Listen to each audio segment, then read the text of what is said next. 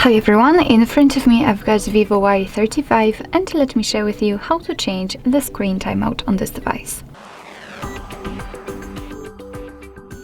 So first of all, let's enter the settings, and here we have to scroll down, actually not really, not that much, to find the display and brightness.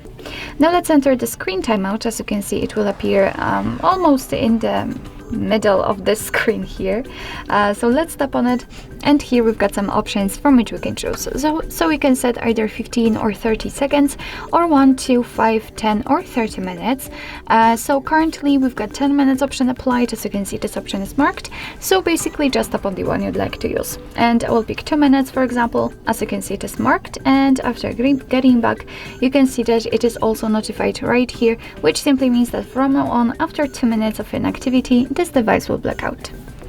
So basically that's all. This is how to change the screen timeout in your VIVO Y35. Thank you so much for watching. I hope that this video was helpful, and if it was, please hit the subscribe button and leave the thumbs up.